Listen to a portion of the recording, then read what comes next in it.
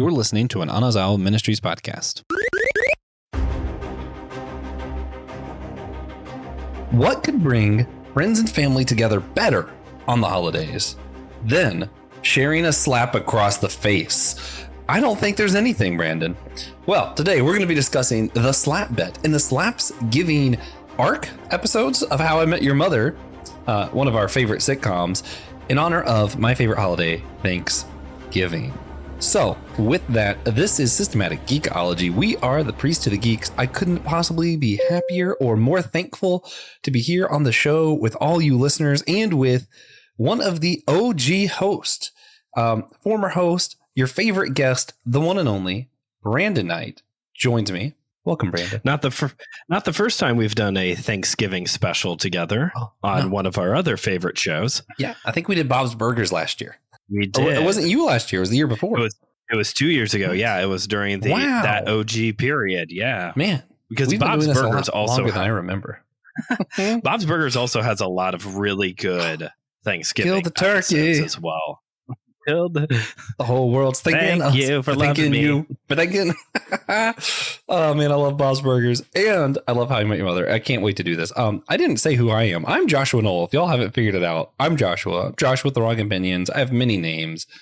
And real quick, what I've been geeking out on, man. I've been geeking out on a lot. You know what? One that's gonna make Brandon happy. I've been on a Godzilla kick the last couple of days, watching some old movies, reading some Godzilla comic books. Here There Be Dragons is one I've been following. And recently they started up the Justice League versus Kong versus Godzilla, or however it's phrased. I know those three are fighting each other. And that's really all that I needed to know. That's the title. Things are fighting each other. Superman and Godzilla's involved. Okay, yeah. And a big monkey. Yeah. So I'm going to go with that. I've been geeking out on some Godzilla content, getting ready for Godzilla -1. I think I'm actually going to drive down to TJ to see it. I'm excited for that. Nice. I got to see if any of the theaters around me is showing it. I'm sure they are. Also, you can't forget Apple TV Plus just dropped the first couple episodes of Monarch, which is a spinoff to the current legendary film series. So I haven't started it yet. If it simply would have been on anything other than Peacock or Apple Plus, I would have seen it by now. Just those two for some reason the one are just you don't have. One of the two like you don't too far. It's like I just can't do that. I think it's because I like interesting. It's almost like RPG, and I've had all of my streaming slots filled, so I got to drop something else. So I'm going to add one. I like my main streaming services too much. I totally feel that. T-Mobile, we're on T-Mobile, and they consistently give us free Apple TV Plus. Ooh, well, that's I don't know if we've actually have paid for Apple TV Plus. Nice. So is that what you've been geeking out on then, Monarch? Or well, actually, I haven't started it yet. I've been trying to finish up some shows because not only is there always new things to watch, but also we're getting into the holidays. So there's 1,000 Christmas movies to start watching now. But the show that I just finished it. I think it was last Friday.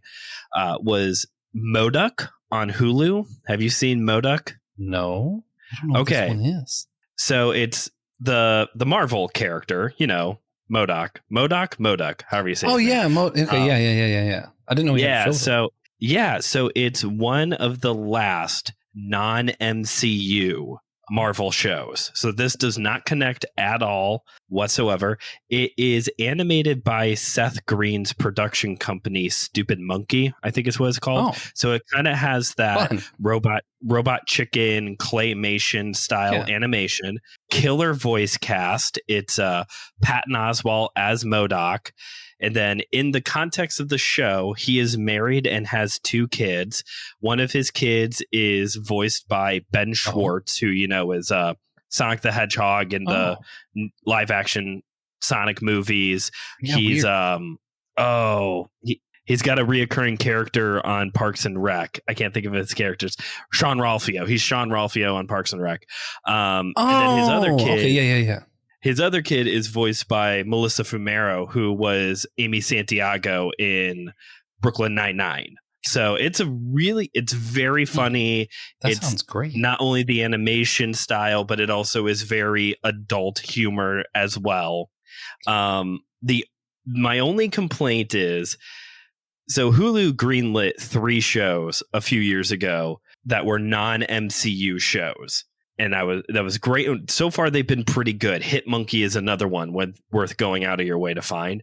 But after they were greenlit, Marvel Studios immediately canceled everything because Disney Plus announced the MCU shows.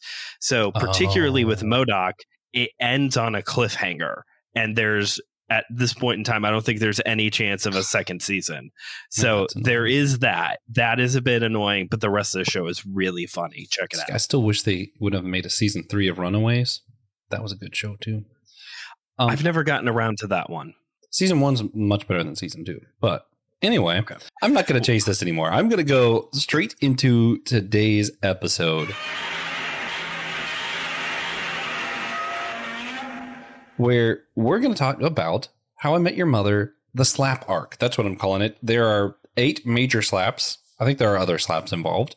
There's an entire storyline involved around one character just slapping the, man, I need a beep button, out of another character.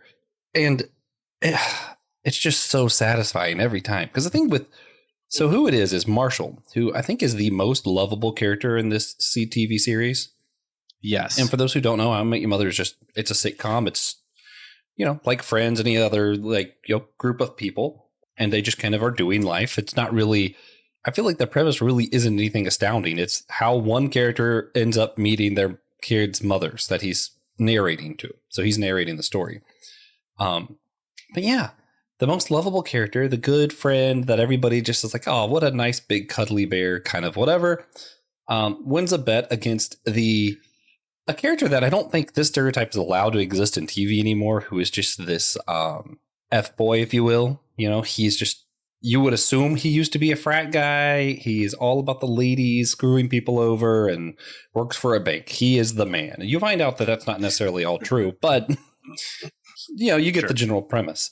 So one winning slap over the other, is getting slapped the crap out of him throughout the show. A total of 8 times. It's just great. Like, you spend seasons just anticipating, waiting for the next slap to come, and it's beautiful. So that's what we're going to talk about. Sorry, I went on a tangent, but we're gonna get more into it and explain that a little bit better. First, actually, since this is Thanksgiving when this comes out, I did want to say thank you to all of our hosts. I want to offer thanks for our 11,500 followers right now for the podcast. It's incredible. That's mental. Yeah, when we started this, I think we had like 20 people following us, maybe. And that was with 10 hosts. So everybody pulled in 2. Woohoo. Yeah, we started this thing so low and really wasn't necessarily high expectations. Obviously, you always want what you create to do well, but I wouldn't have thought 2.5, 3 years ago that I would have been doing 2 different Comic Cons for this podcast or any of the other number of events or different stuff that we were able to do. So I'm just so thankful for our followers, our supporters, our fellow hosts, and our former hosts who helped us get there, like Brandon. I'm also very thankful for How I Met Your Mother. If y'all didn't know, my favorite holiday is Thanksgiving. I get really into it, and I'm absolutely the guy who says, wait, we have to go around the table and everyone has to say what they're thankful for. So that's just something I do. Brandon, what are you thankful for this season? What am I thankful for this season? Well, I am coming off of the loss of my grandfather just a week ago at the recording of this. And this time last week, I was finishing up writing the service. So I am thankful just for the family that I still have. I still have a lot of family members, and it's growing. That's the other thing I'm thankful for. One of my brothers is engaged. There's the expectation of another one being engaged here soon as well. So I'm thankful for family. I'm thankful for just the fact that God continues to allow our family to grow and to see each other. I'm thankful for the fact that, I don't have whatever crazy number you just said of people listening to my seminary life, but I'm still thankful for the group of people who tune in week after week. And I'm thankful for you, Josh, and the other wonderful priests, the geeks here at SG, who continue to let me come back for some reason. I don't know why. It is very flattering, It is the beard. It's really I'm all I thankful bring for to the Brandon's table. beard. No, and I hope I didn't come off like I was like, oh, we have this many followers, or like showing off. I still feel like this is a smaller I mean, show. that is I worth am just celebrating. yeah, but I'm glad that we're able to be where we are. And then I believe we're going to continue to grow and that kind of stuff too. As far as like what stuff I'm thankful for outside of the show stuff, it's hard. Family stuff around the holidays can be difficult. Last year I lost my grandmother on one side and grandfather on the other side, and it kind of the holidays weren't as hard as I thought they would be last year, because everybody was in like, okay, we got to support each other mode. Like we all knew that it was going to hurt. I was like, you were prepared for it a little bit better. This year, it seems like it's not that the support's not there. It's just that it seems less conscious. And for me, that kind of, when it does come up, it just kind of hurts more, because I realize we're not going to be with the whole family this year. We're not going to be doing all that we always do. And part of that is because of, I got a new job and stuff that I'm thankful for. It's just also realizing, this can be a hard time. And I know it's a hard time for other people too. So I'm thankful for the joy we're able to find in some of the dark moments, that even though this weekend's going to be tough, I also have David Tennant as the doctor coming back. I know that's something silly and little. That is also worth being thankful for. Yeah, but just grabbing onto the things that are good. And I'm gonna be cheesy. I'm thankful for Thanksgiving, a season that reminds us to focus on these things we're thankful for rather than the things we're missing and hurt by. And sometimes that's especially hard. And I'm sorry for anyone if this is like a touchy subject or anything like that. But I think it's worth acknowledging that this can be a hard time as well. With that, it can be. And one thing that would make hard times, one thing that makes hard times better is just slapping the crap out of your friends. So, right. Oh man. So could you? We've talked before about our love of the show. Let's start there. What is your connection to How I Met Your Mother, other than just this is a fun show? Is it particularly meaning for you, or is it just this is just friends? How I Met Your Mother. They're all just, we like sitcoms.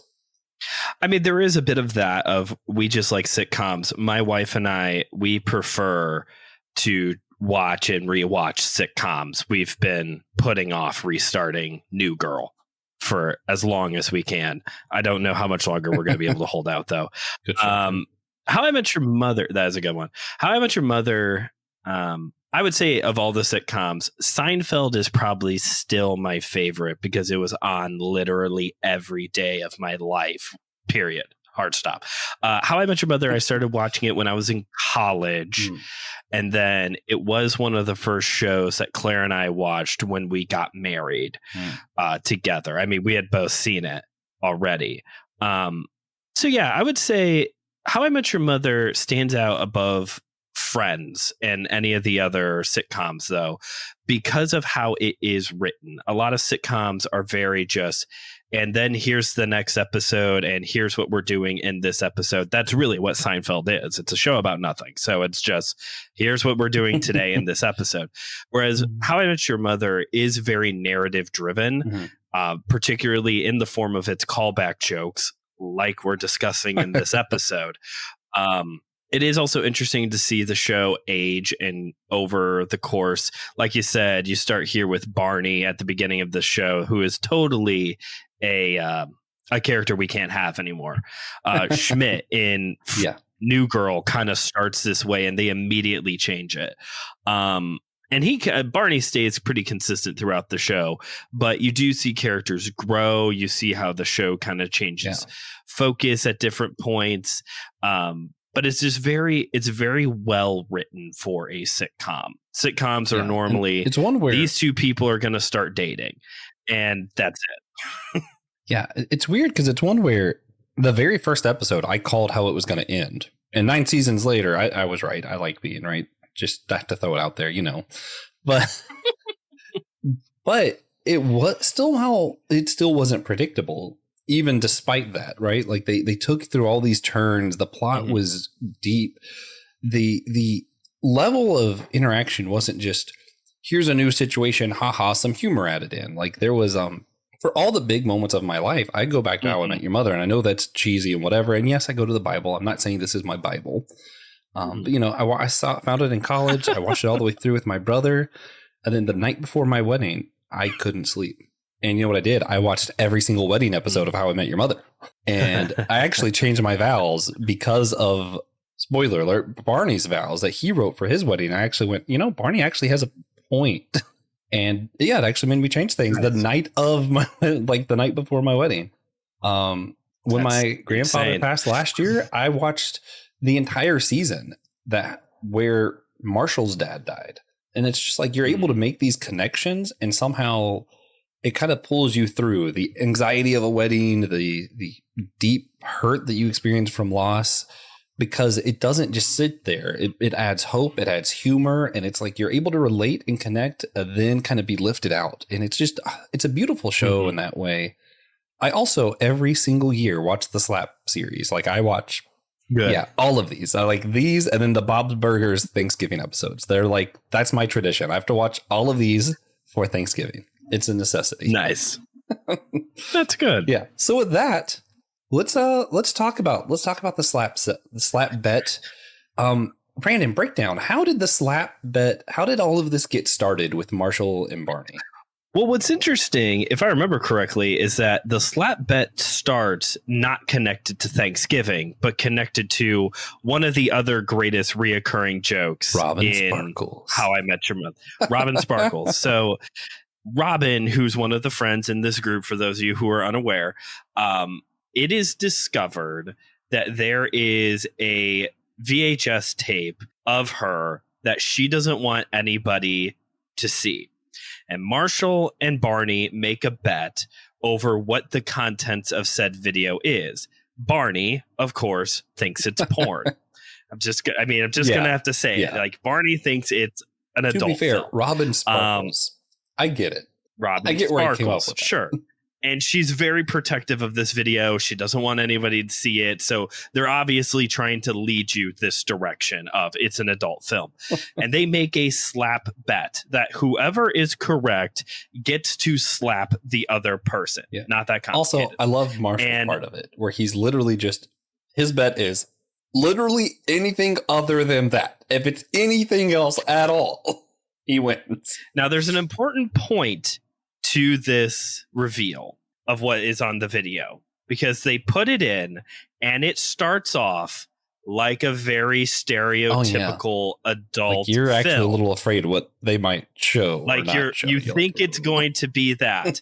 And Barney turns and immediately slaps Marshall to claim his reward. But then Robin says, "What if I sing you a song?" And the big reveal is that Robin Sparkles, Robin used to be a Canadian pop star, with 3 hits, which are 3 other really great episodes. Yeah, each episode. One of them being a song about going to the mall. Let's go. Which every time you go to the mall today. So because of this, not only was Marshall right, and the fact that Barney slapped him early, the slap bet commissioner, which was one of the other friends, Lily, determined that Marshall's wife, by the way, determined that Marshall would get 5 slaps for whenever he could use at his discretion. And that is how we start this narrative of the slap bet leading up to Slapsgiving. It's so funny because Marshall does slap him here once. And I think actually, Barney was given the option. And this is actually going to be some of the more interesting theological stuff. And yes, I'm going to pull theological stuff out of this. Barney was given the option that he could have been slapped 10 times right then or 5 times, but it could be at any point in time, whenever. And Barney makes I will say, completely idiotic decision. 5 is less. I'll go with that. Not knowing what dojos and training Marshall would find to become the world's greatest slapper. That's one of my favorite episodes. That is so funny. The training episode. That is much gold. Oh, man. Well, we're going to get there. The second slap was because Barney... That's 2. Oh, man. Oh, man, it was so funny. The second one, Barney was, for some reason, they all went to see something Lily did. And he was like, wow, that was awful. That stunk. And they were all upset because he's breaking the social norms. You're not allowed to tell your friend that their play or whatever sucks. And he's like, oh, yeah? But if I did one, I could get you all just tell me that it sucks. So I'm like, no, we're all too polite for that. We wouldn't do that to you. So naturally, Barney puts on the world's absolute worst play ever. Moist. That was like a whole scene in the play. Over. Oh, man, it was so funny. And then they all gave up and said he was right. And he was genuinely sad because he planned out several hours more of awful content. So they all proceeded to sit there and watch him continue to do it out of kindness because he really wanted to do it. And eventually, of course, Marshall uses his neck slap. Just gets up on stage and just slaps the crap out of him. Oh, man. Then we come to Slapsgiving, my favorite holiday. Oh, man. And several episodes ahead of time, they start building this up where Marshall they keep talking about their Thanksgiving party and Marshall just keeps going Slapsgiving. He's like, I can't wait for our Thanksgiving get to get Slapsgiving. And Bart's like, wait, what? Yes, on Thanksgiving at exactly 6:00, you will be slapped across the face. Right. Doesn't he even send him the link to a countdown? He sends a website at one point. It's like an in-credit Marvel scene where Barney's opening up an email link, and it's just a website that says, this timer until Barney gets slapped. Oh, God, it was fantastic. He did the hand turkeys that we see in the video here. Then he posts everywhere. He's like, yeah, Slapsgiving. Oh, man. So, Brandon, you want to tell everyone what happens at Slapsgiving? There was a wonderful gift of kindness that people passed around this holiday. Wonderful gift. I'm trying to remember because it's been a while since I've watched these. Is this the one where Robin shows up with a date and Ted thinks that he looks like a very old man when he really wasn't? And Barney decides to just like storm out and leave. He's like, I'm not just going to sit here and wait to be slapped. Wasn't that? Yeah. That's this one, right? Okay. Yeah. Wait, that's right. There's two Slapsgivings. There's two. There's two slaps. See, this one, Barney leaves and eventually Lily says, nope, there's no slaps on Thanksgiving. You're dishonoring the holiday, whatever. And then Barney still ends up doing something terrible enough that he ends up getting slapped anyway. And she says, you can slap him. And he does immediately. That's the slap. Good slap. Slapsgiving 2 is a fun one for me because Marshall, in the spirit of kindness and forgiveness, wants to give someone a gift. So he starts with asking permission and getting permission to give one of his slaps away as a gift. Someone else gets to slap Barney. Oh, right. To Ted or Robin, right? Yeah, well, originally, I think it was going to be to Lily's dad because her and her dad had this huge outing. And then her dad tried to give it to her and she couldn't do it. And then Marshall was like, I'll give it to either Ted or Robin. And they kind of had a debate on which one of them most deserved to slap Barney. Because everyone has a reason to slap Barney. Oh, yeah. I mean, he's a pig. He basically tricked Lily into a situation where she was going to have to show Barney her breast at one point. That was a whole thing. Yeah, because he learned how to do the Japanese like hibachi grill stuff. Hibachi. Yeah. Like he spent like years just to make a bet that he couldn't do it and then get up and do it. Long play. Yeah. See, I'm trying to think of all the terrible things he did to everybody. He stuck Marshall with an awful job. Seriously, why are they friends with this guy? He dated Ted's ex. Ted's ex was Robin. So obviously Robin has reasons not to like him. Right. They all had plenty of reason at this point. It's kind of There was the one time Barney claimed Ted's identity and partied around town as Ted. Because he wanted to prove that architect was such a good pickup line. Yes. Oh, man. Yeah. So I don't think anybody actually took it. I think Marshall slapped him again, didn't he? I think Marshall ends up taking it. Yes. Yeah. And that's when we finally get the song. Or it might have been on the first Slapsgiving. One of them is when we get the song. Yes. Could you please give our best rendition of You've Just Been Slapped? Man, I don't know if I could do that. No. Because he just It's just so describes funny. the feeling of what it feels like to be slapped in the face. Across You're the like, face, your my cheeks friend. turning red. Yeah. You just been slapped. Yeah, it really just happened. Just been. Yeah. God, I think that's also, see, it's funny because this was just like a little inside group thing. And then eventually it escalates.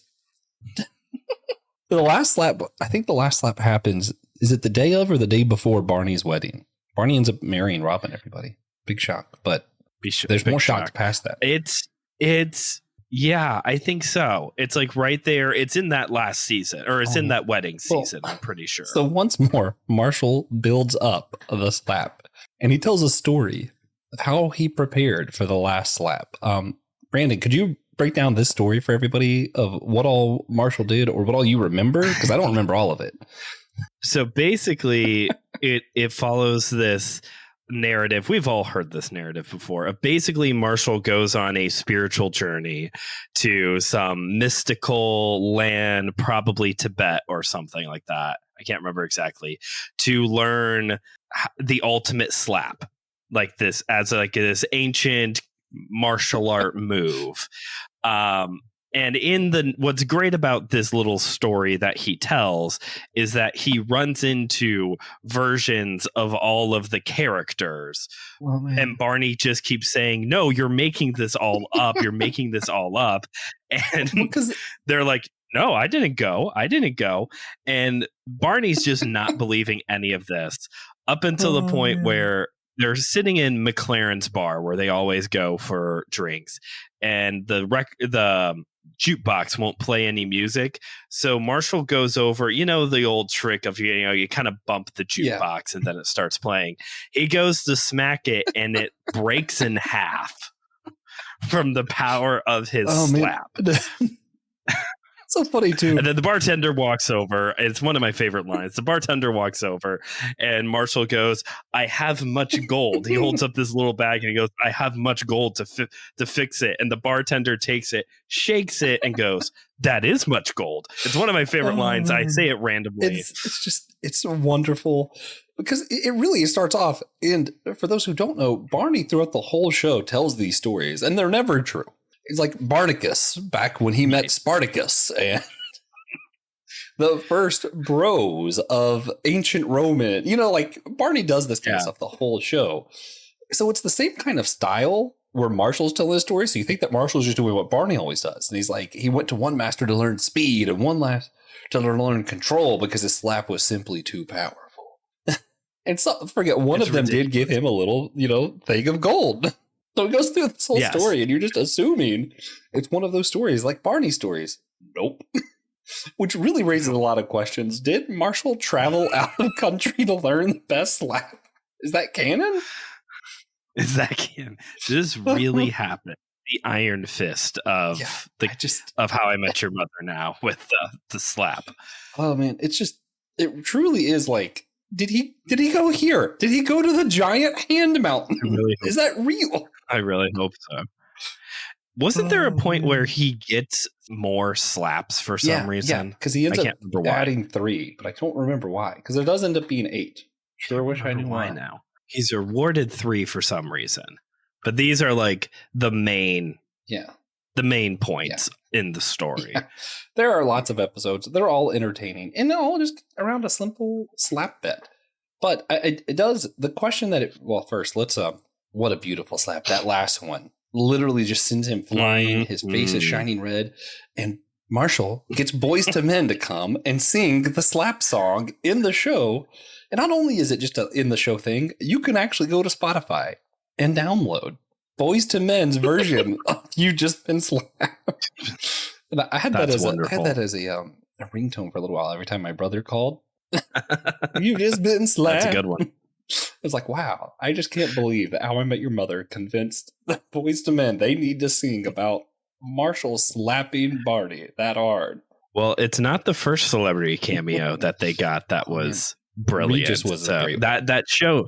Regis is a good one. Obviously, they're the originators of the whole Karate Kid. The bully is actually the hero of the Karate Kid why movie. We get that Ralph whole Macchio's the bad guy. Like, like Cobra Kai is basically based off of a joke from How I Met Cobra Your Kai is Mother. just based on Barney insisting really, really hard. No, he is the good guy. And somehow Ted manages to convince him to show up for Barney's bachelor party. Also, Barney's dad may be Bob Barker. We are unsure. Oh, man, I love this show. I love this series. I love the slaps. They're so funny. But also, it did actually make me wonder, Brandon. Yeah. Is it worse to know when it's going to happen or not? Like, if we went to the first Slapsgiving, is it actually scarier if you open up an email from Marshall that says you're going to be slapped at exactly this time? Here's a countdown. Or is it worse to not know it's coming? I don't know. I think knowing is better. I think for me, knowing is better. Because at least then I like can anticipate it, which goes back to when the bet was first made and Barney is given this choice. Like, yeah, you take the 10 right in a row, because even though you're going to be like wincing, you're not going to even feel it by the time you get to number 8 or 9. Like, and it's over. Yeah. It's done. We never have to do this again. Whereas to know that at any point, somebody out there could just slap you because you're being a little bit of, you can travel to Tibet, learn the purpose just to slap you because you're just a little bit of an arse. Like, oh man, I actually don't know. I think I'd rather not know. I think, now, not in the first instance. The first instance where you're just given 10 immediately or 5 whenever. No, 10 immediately. Sure. That is the correct answer because it's over, one and done. Don't ever have to think about it again. But once it's 5 whenever, I don't know. I feel like having it. Oh man, it's just so hard because having it loom over you is scary. But something about like the timer just being there, like I feel like I would over anticipate. Like it would probably make the slap itself worse, but I feel like the fear leading up to it would be so overblown in my head that might be worse torture than the slap itself. I mean, that's the point too. I feel like, you know, yeah, like if it were me, Marshall had me. Man, he got me. Oh man. So yeah. So if God were to give you a choice, oh boy, right now, Judgment Day, or we have no idea when Judgment Day is going to come. Where are you going, Brandon? Well, that's interesting. Because we know which one was chosen. Man. Yeah. I'm gonna go. Well, that is interesting because now I'm thinking the other way. Yeah, like because now I'm thinking the other way of not knowing. Because, like, if it's right, I guess the difference though is the fact that we're talking about everybody. Are we talking about my Judgment Day or like Judgment Day, the day of the Lord? Then yeah, no, I'm leaning more towards the I don't know answer. Like that's what you prefer? Because if it's right now. That's what I would prefer, because if it's right now, I think that puts a lot of weight on the whole, well, not everybody's ready. Now, to be clear, I don't think God's actually letting us choose. Right. Oh, yeah. But if he had, I don't know. I don't know either. I think I have to still go with I'd rather not know. But that's understanding. There's a lot of people I know and a lot of people who listen to the show even who had a lot of spiritual trauma around stuff like the Left Behind movies, of this idea that you might come home and mommy and daddy are just going to be gone and it's because you're a sinner and they're not, you know, and but like it's I'm not laughing at people who have that trauma. No. I guess the movie itself, the premise is silly, but the actual what effect it had on people, that was terrible. Yeah, rapture anxiety is a real thing. Yeah, and it's something that, like, if you're not evangelical and you didn't grow up in the 90s, you might have no idea what we're talking about. But for us, I mean, there were times that, like, my friend didn't go to school that day, and I was like, is he gone? Is this it? Was he the only good one of all of us? We all had that one moment when we were like, wait a second. Yeah. Where's everybody? Yeah. Why am I here? Which is challenging because, like, I know a lot of people that truly is what you believe. You don't want to cause trauma for people, but if that's really what you believe, you kind of have to tell people what it is that you believe about the end times. So it's kind of like, it's one of those where I don't think I judge people for causing that trauma, but at the same time, it's like, that is traumatizing. I won't deny that it's traumatizing, but also I think I equally dislike the idea of people hiding their beliefs from us. Sure. Yeah. I don't think rapture anxiety and the trauma that those forms of media caused in a lot of believers' lives was at all intentional, barring maybe what's the one from the 70s? Oh shoot, what's that movie called? Left Behind. Not Left Behind, no. Sorry. Thief in the Night. Thief in the Night. Ooh. It's before us. Yeah. But this one was more so like intended to creep you out and to kind of make, I wouldn't go as far as to say is that Thief in the Night is a scary horror movie, but it's creepy. And I think it's done purposefully. Yeah. Left Behind, I don't even want to go into Omega Code because Omega Code has all kinds of. Yeah.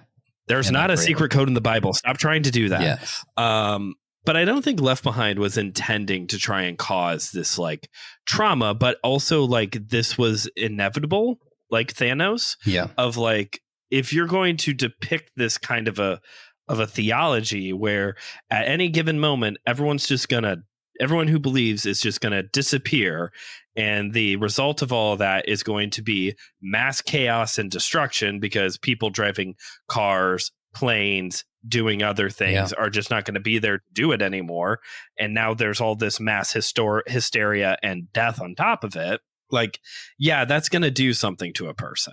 Yeah. And if that is you, you know, I kind of hold my end times theology very loosely because it's difficult. And there are so many different views when it comes to the end times.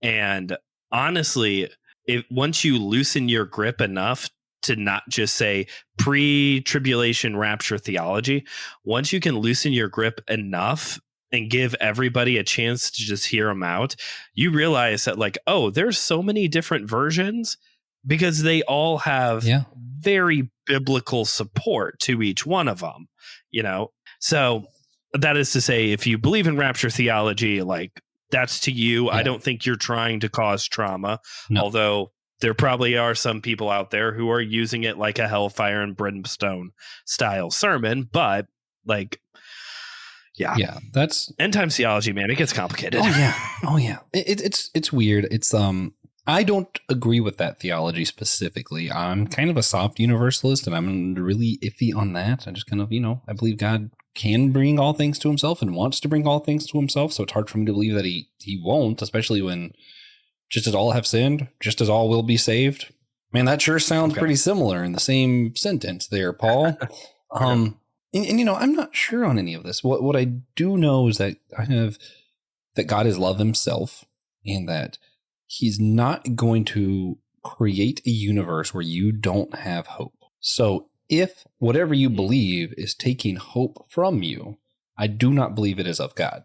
That is not to say you can't believe in the rapture and all of that other stuff. But I think if you're believing that and think that you have no hope and one day everyone will be gone and you're just going to be left behind, well, God's a God of hope. So I don't think it's going to go down exactly that way. I believe he's holding out for everyone who will believe, or so that they have the chance to decide to believe, all that kind of stuff. I'm not going to tell you what to believe about your end time theology. I'm just going to tell you that God is a God of hope. Yeah, but I will also add to that, I don't know if correlation probably is the right word to use here, at least in my own life. Mm-hmm. And if this is you, drop in the comments and let us know. But I have had those times where, like we said, where it's like, oh, where is everybody? Somehow did I get left behind? Well, I've been a Christian, since I was a small child. So the fact that I'm thinking that doesn't make sense. But I also was that Christian who at various points in my life questioned my salvation and re-prayed that prayer. You know what prayer I'm talking about, the prayer that we all are supposed to pray. And that's oftentimes where that those kind of thoughts go to, is like, well, maybe I didn't pray that prayer correctly, And I wonder, I don't know if there's any actual studies out there on this. I wonder if how many believers are like that, where it was like you repeatedly prayed for your salvation because you were scared you prayed it wrong. Yeah. And also constantly freaking out that somehow you missed the rapture because everybody just happened to walk out of the room at the same time. Yeah. No, I think that's real. I think that God's got a mercy if you sin every now and then. Or, oh man, have I prayed prayer forgiveness since the last time I watched porn? That's not how God works. He loves you. He's working with you. He knows you're going to make mistakes. He's not going to be like, I'm doing the rapture right here. Man, sucks that you just told your lie right before then didn't get that prayer in real quick. So, like God's not going to do that. Also, this might be a conversation for another day, but I wonder if there's like almost culture-wide imposter syndrome amongst like evangelical Christians where we kind of don't feel like we belong in God's grace. Like, am I really saved? Can I really be a Christian? Yes. I'm terrible. Yes, that is true. I'm going to go with yes for 100, Alex, or whoever hosts the show now. Like, yeah, no, I think that is without going too far down that trail. Yeah, I think a lot of evangelicals probably struggle with some form of imposter syndrome. And this, talking about the trauma that and this form of end time theology causes, I mean, that kind of goes to like the extreme forms of Calvinism on, total depravity and all that type of stuff of like really beating yourself down where, I don't know, I think there's a healthier way to think of ourselves at times. And that's coming from a guy who is a Calvinist, who is on the Calvinist spectrum, nowhere to the extreme and an existentialist. Oh man. And a whole bunch of things that don't add up, and that's why we love you. That and the beard. Going full circle here. What's funny is I don't want to get into it now, but I think this conversation of would you want to know or not goes to all kinds of trauma. Like for some reason, the first one I jumped to was Revelation, but I mean, even thinking like in my own life with my car accident where I like died, basically, it's like, would it have been better if I knew it was going to happen? Like if I knew, hey, tomorrow you're going to be in an accident and you're not going to be able to do anything for a year. You're going to be unconscious, basically. I mean, I think in some ways, I would have prepared better. I would have done everything else. But man, the fear of knowing what's going to happen. Like I would have had no idea that I was capable of going through everything I went through. Like I just don't think I could have handled that much anxiety or fear. Or would you rather know the exact hour a loved one's going to pass away? I don't know, man. Yeah, I mean, we just got through this period of losing my grandfather, and it was this, when people get into hospice, and I guess I'll pause right here. If this is too much for somebody, use that skip button right now. When somebody gets into a hospice situation, all bets and science are off. Yeah. Like it's just going to happen. Yeah. And everyone, it's just an estimate. Everything is an estimate. So they said a week, ended up being 8 days. But all along the way, it was kind of like probably by the end of the week, but probably also means it could be in 5 minutes, And it is just kind of this like dread. It is a dread of when is the call going to finally come, Yeah. And to know, hey, it's going to come Sunday morning while you're feeding your son breakfast. Like, I don't know. I think if I would have known, I probably at least would have said, hey, Claire, can you feed him breakfast so I can like stand here and hold my phone and wait for the call. Yeah. But I think it's also one of these things where this can't be a universally taken thing. I think it has to be a case by case, person by person hypothetical scenario, because there may be someone out there that's like, no, I don't want to know. I want to be able to spend as much time as possible with this person rather than just knowing, oh, it's going to be over on Sunday morning. I'm going to wrap this around and try and make this somewhat practical after doing all these hypotheticals. But I actually had I had 2 grandfathers passed in the last like 7-ish years. I don't remember exactly when everything happened. I think the first time we did a How I Met Your Mother episode was when one of your grandfathers passed away. Wow, that's what timing. Man, but because you were watching it. No, that must have been the most recent one. What's weird is the one seemingly came out of nowhere. The other one, he was in hospice for a week. And the thing with that was I stayed there almost all night the night before he passed. But at that point, they're not really conscious. They're not fully there, Again, this is too much for everybody. I hope you're still skipping. The other one who seemingly came out of nowhere, it was weird. The night before, I woke up in the middle of the night and just prayed. And I knew I was getting bad news the next day. And I was weirdly enough meeting with all the pastors from the church that I was volunteering at the time, and they got the call with the news to tell me. And it was just, it was odd how all that happened. And even the last time I spoke to him, he gave a really heartfelt thing of like how he felt about me and where he wanted to see my life go and all this stuff. And it's kind of like, that one was out of nowhere, but what was it? You know, like it was like question mark? Sure.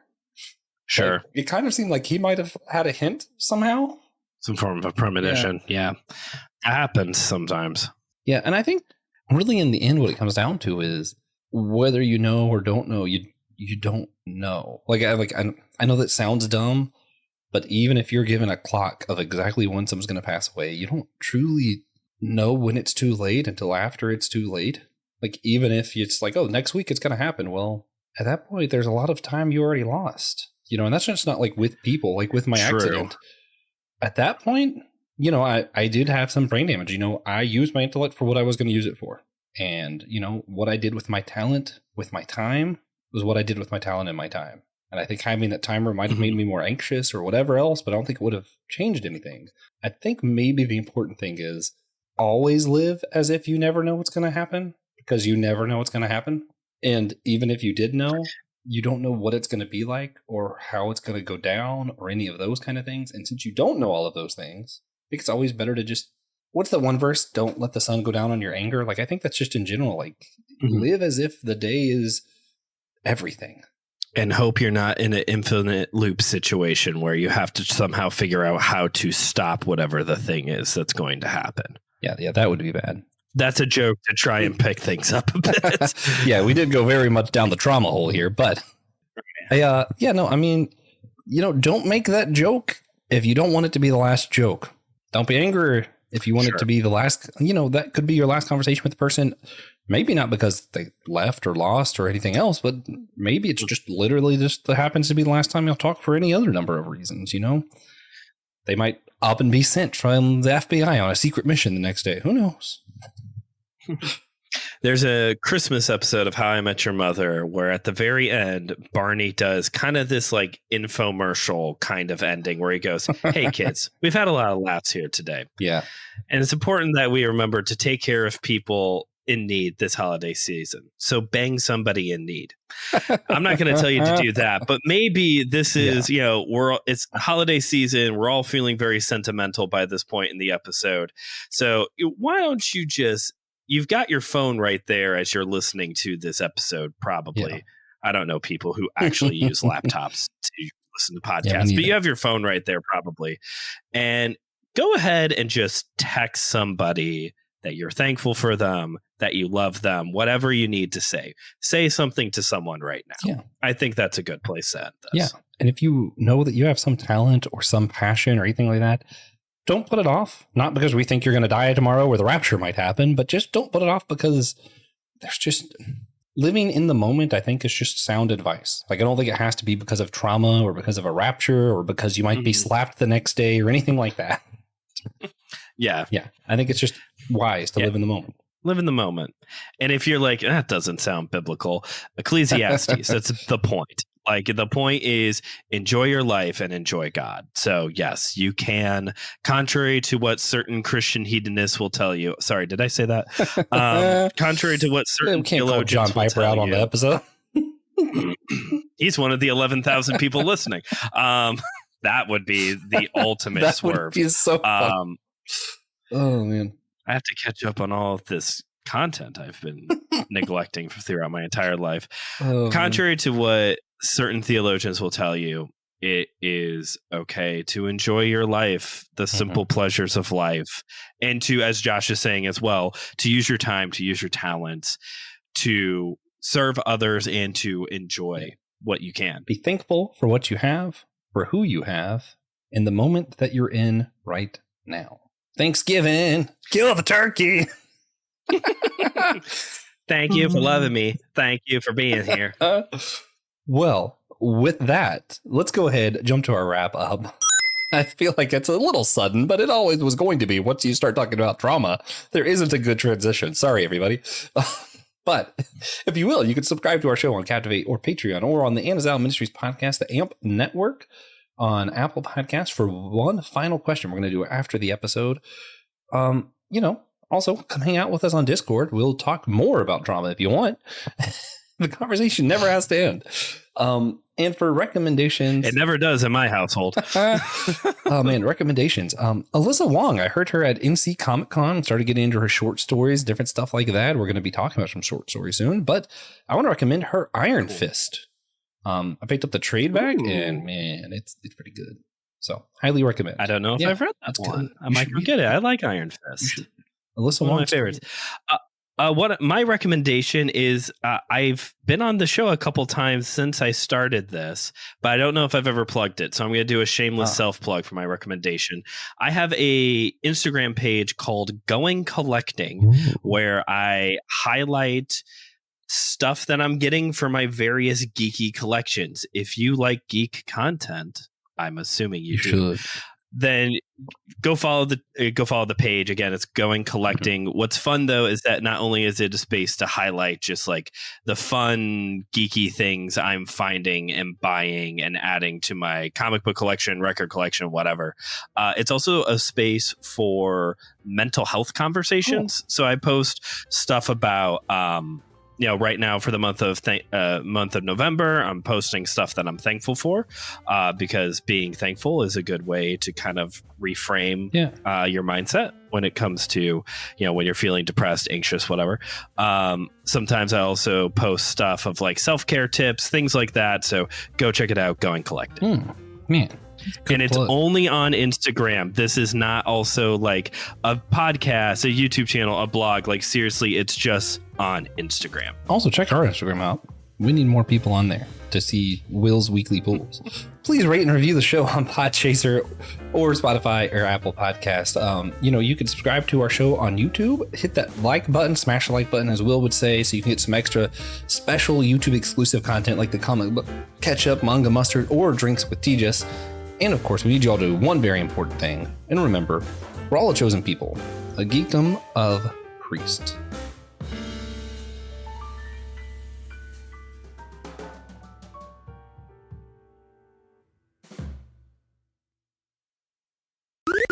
This was an Anazao Ministries podcast. If you enjoyed this show and would like to learn more about our network, be sure to check out the Anazao Ministries podcast network.